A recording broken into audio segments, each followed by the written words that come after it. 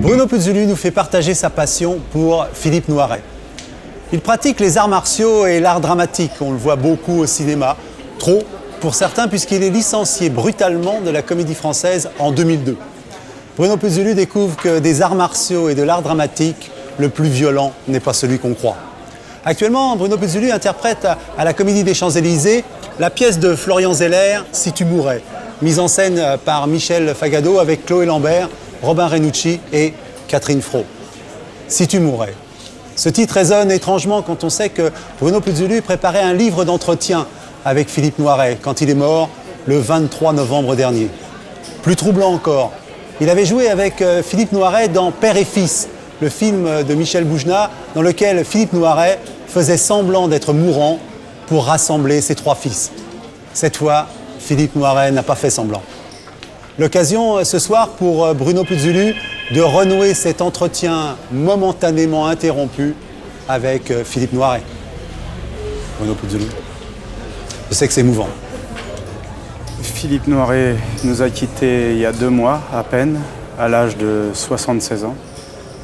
Un homme plein de bonté, plein de bienveillance, d'intelligence et un humour très, très caustique.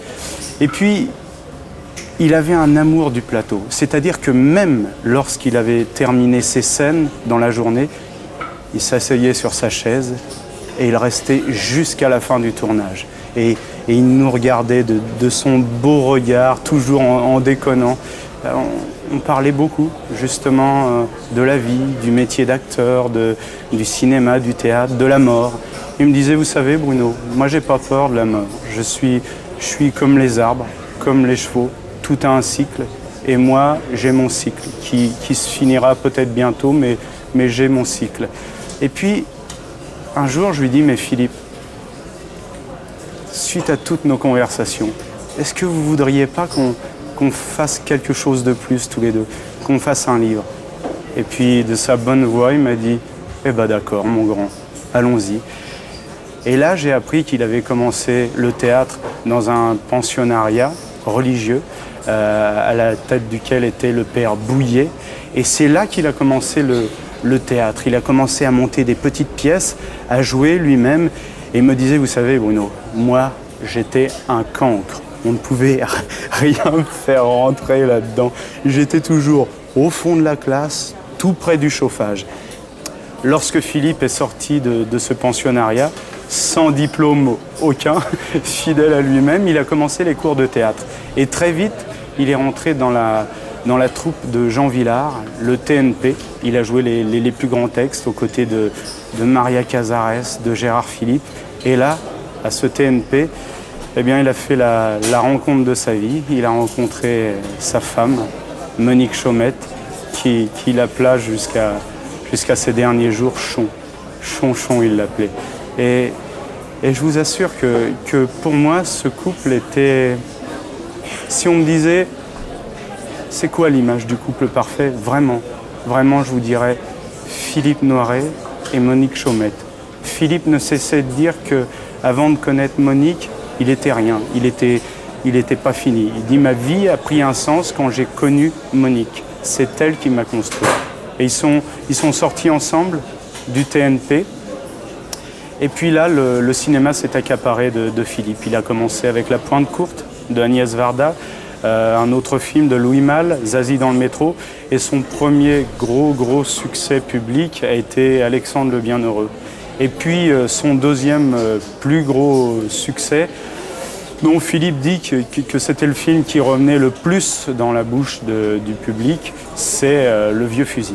Le Vieux Fusil, cet homme qui voit sous ses yeux sa femme assassinée, brûlée par les nazis et qui n'aura de cesse de la venger. Cette femme était interprétée par Romy Schneider, une personne qu'il estimait tant au niveau de l'actrice que de la femme. Et puis, au cinéma, il a fait une grande rencontre, qui est celle de Bertrand Tavernier. Ils avaient une relation quasi fraternelle ensemble. Ils ont tourné 8 films ensemble, dont L'Horloger de Saint-Paul, Le Juge et l'Assassin, Le Coup de Torchon, La Vie et rien d'autre. Philippe a fait des dizaines et des dizaines de films à succès. C'est pour ça qu'il est tant dans le cœur des gens, qu'il est un acteur si populaire.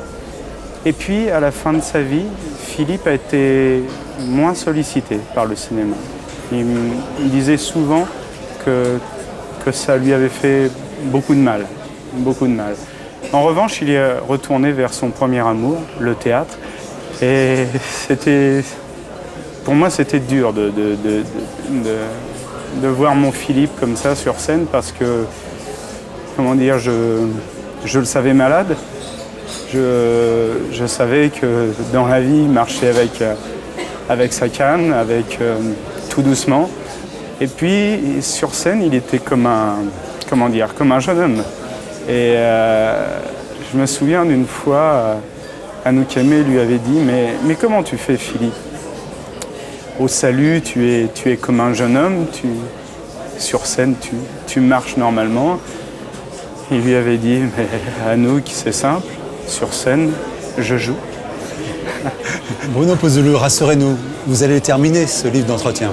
Oui, parce que Philippe, il tenait beaucoup. Alors j'ai eu un petit arrêt lorsque Philippe est décédé.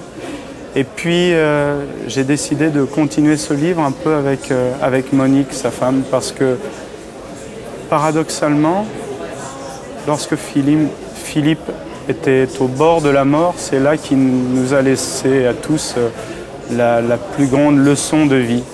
Jamais il ne s'est plaint. Pourtant, il souffrait. Je vais vous raconter une anecdote. Je tournais un film en Normandie et en même temps, je jouais le soir au théâtre. Donc, je faisais les allers-retours. Et alors que Philippe avait beaucoup de mal à parler dans les derniers temps, sa femme, Chonchon, comme il disait, m'a dit un jour, il réclamait son carnet de téléphone. Et en fait, c'était pour chercher votre numéro. Et il vous a appelé. J'ai reçu ce coup de fil. Et Philippe me disait, mon grand, surtout, faites attention sur la route, soyez prudent. Alors que Philippe était vraiment, lui, au bord de la mort. Il était à une semaine de nous quitter. En tout cas, merci beaucoup, Bruno, parce que c'est un Philippe Noiret très émouvant. Puis on a hâte d'entendre votre Philippe Noiret à deux voix, très vite, et puis revenir nous en parler. Merci à vous. Merci.